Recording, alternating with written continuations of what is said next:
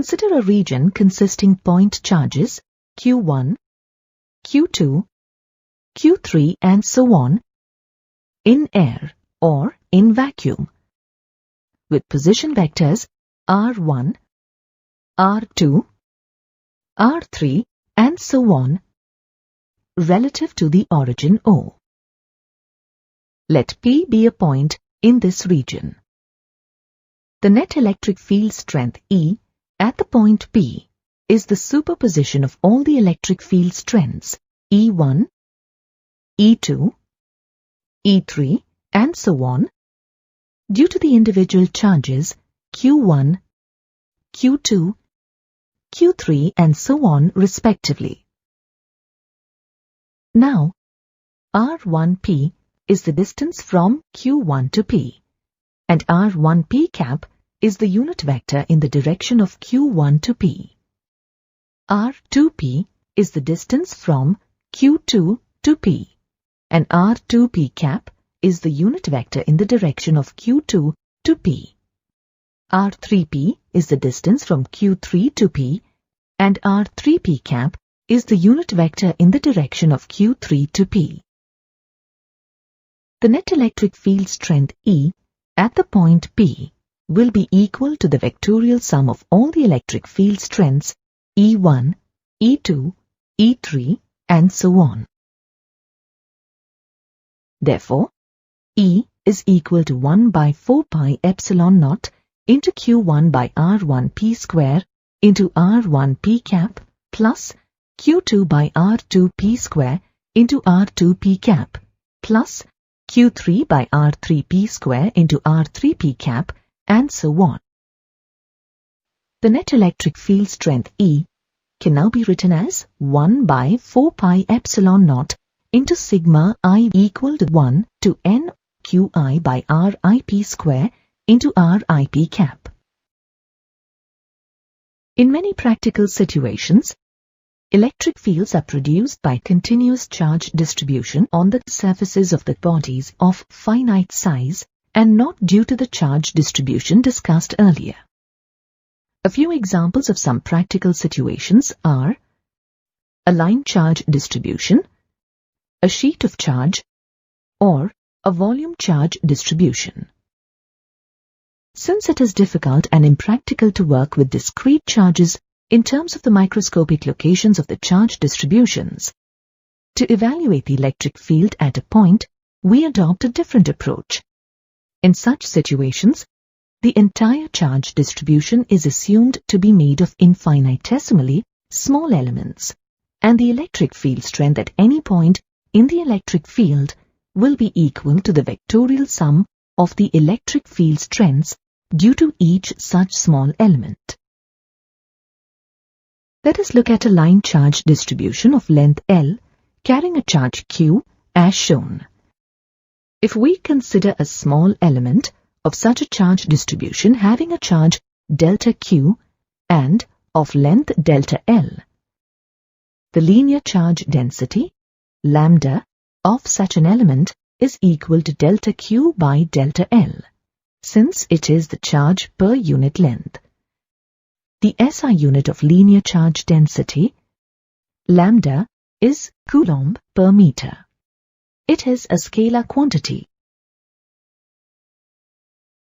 If a line charge distribution is carrying a non-uniformly distributed charge, then its linear charge density, lambda, for an individual element is equal to delta Q by delta L.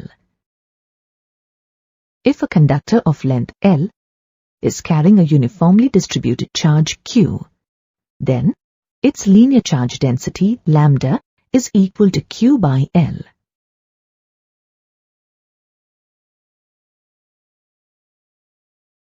Now let us consider a sheet of charge carrying a total charge Q on a surface area A.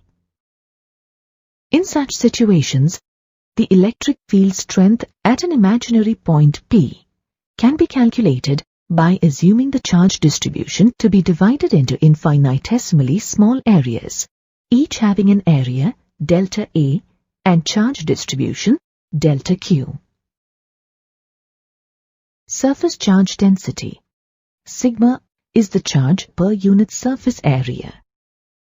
Therefore, surface charge density for an individual surface element is expressed as sigma is equal to delta Q by delta A.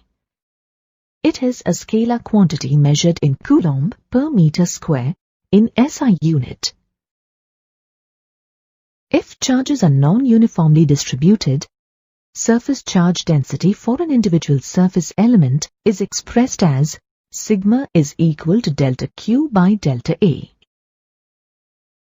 If the charges are uniformly distributed over the surface, then the surface charge density, sigma, is equal to Q by A. Now let us consider a volume charge distribution. Consider a volume V carrying a charge Q. Let us assume that the total volume is divided into a number of small elements, each of volume delta V having a charge delta Q.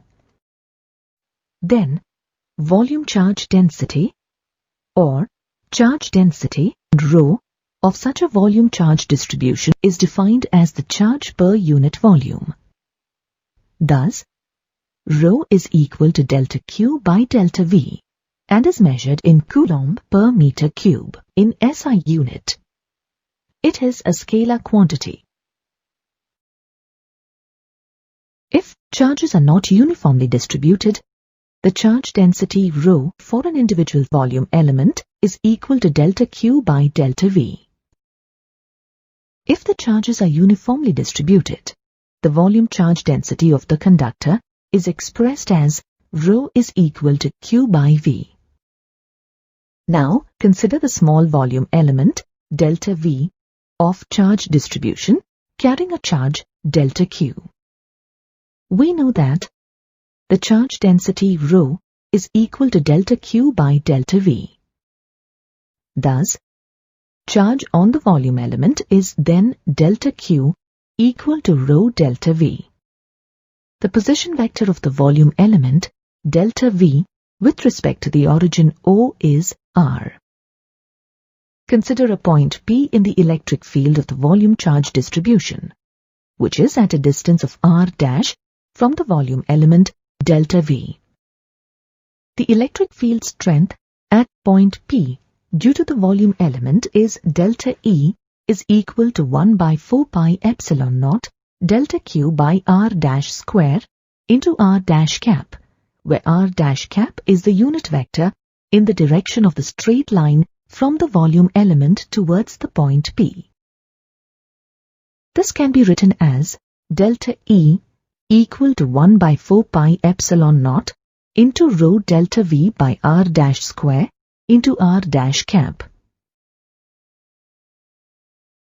Now, the electric field strength E at P due to the total volume charge distribution is equal to the vectorial sum of the electric field strengths due to all individual volume elements. However, this is impractical as there would be many infinitesimal volume elements at varying distances from the point P.